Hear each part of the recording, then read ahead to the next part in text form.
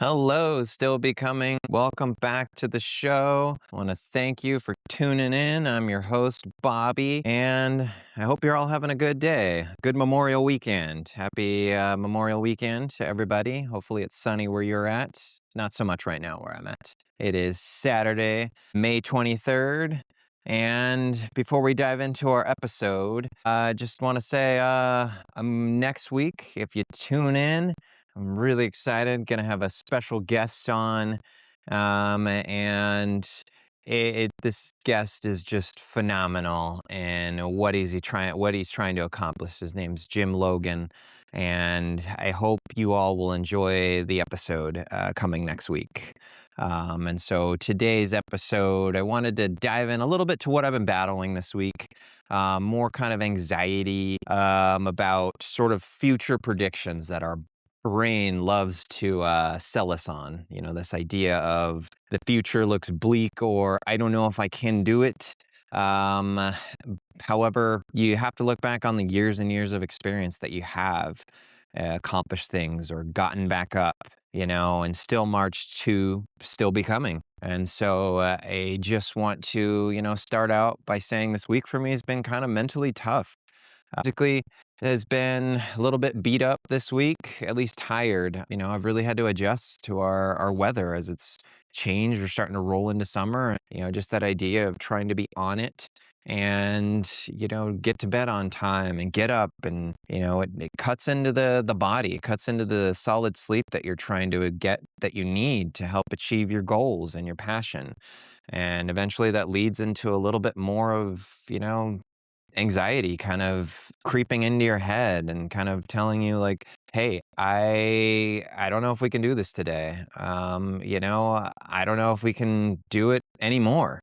And I have to say, some of that's just anxiety talking. Some of that is you might need to take a nap later.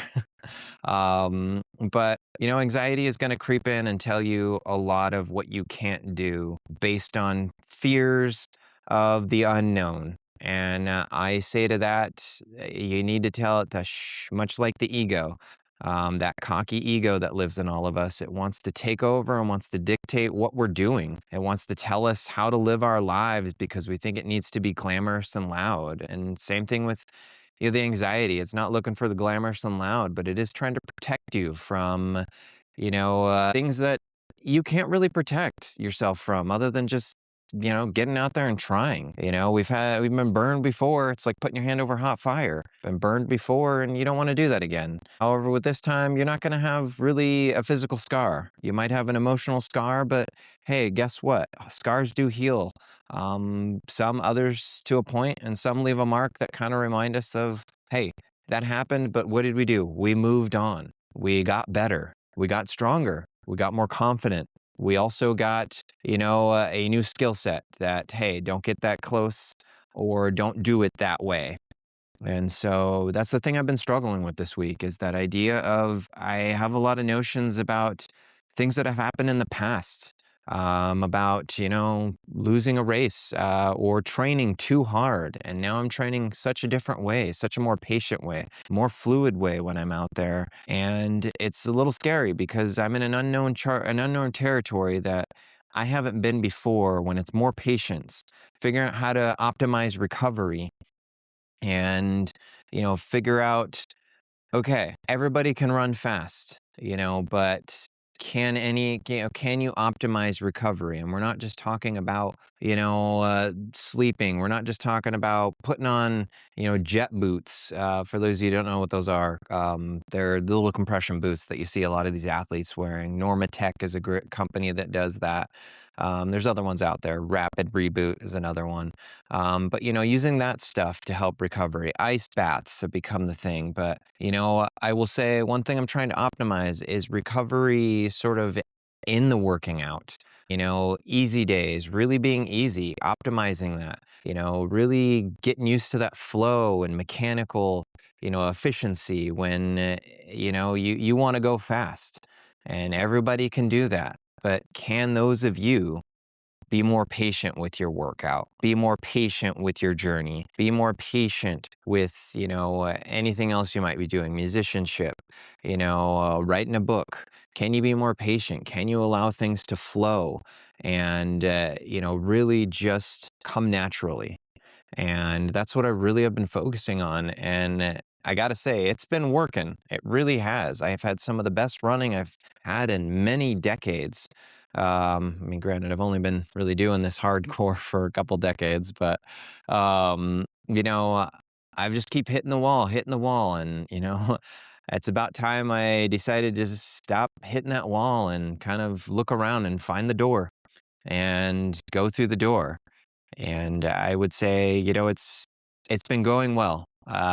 Physically, it's been going well. Just anxiety and emotionally, my brain keeps telling me, this is not how we do things. This is very uncomfortable. I don't like it. Why are we going so slow?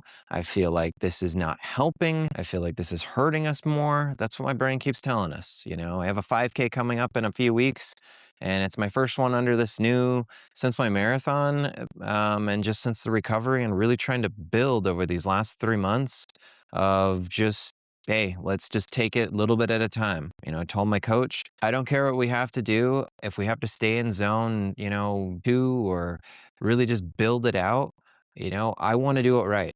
And I have been doing it right. And it's been paying off. I've had, sure, a couple little issues spark up, nothing serious, but aches and pains that come with training in general. But I will say I've really had, no major setbacks. And, if there have been little, niggles or little, aches here or there, it's been a lot easier to control them because I haven't stacked more pressure on my body. I haven't stacked more stress. I've let myself just, all right, it's time to recover.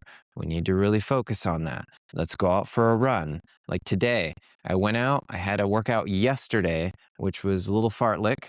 It was, it was a bit mentally tough. I was tired, and it was mentally one of those, all right, we're not here to see how fast you can go. We're about getting to the right pace that is required. And the main purpose of this workout was to simply stay 40 seconds off of what I finished at and try to get that heart rate to come down. I would say, looking at the data and hearing back from my coach, we did a great job. We stayed in that zone. We solidly finished that workout to the T as best as we could. My heart rate was coming down efficiently, and it was great. And waking up this morning, I thought I would be more sore, and I wasn't. It was amazing. And, going out the door, old me, and I know a lot of you after workouts like that, or have a tendency to say, it's not that fast. I need to go after it. And I'm fine. I feel great. I'm going to keep pushing it. But really, what I focused on was, hey, how low can we keep our heart rate in the specific zone, like zone 2, recovery?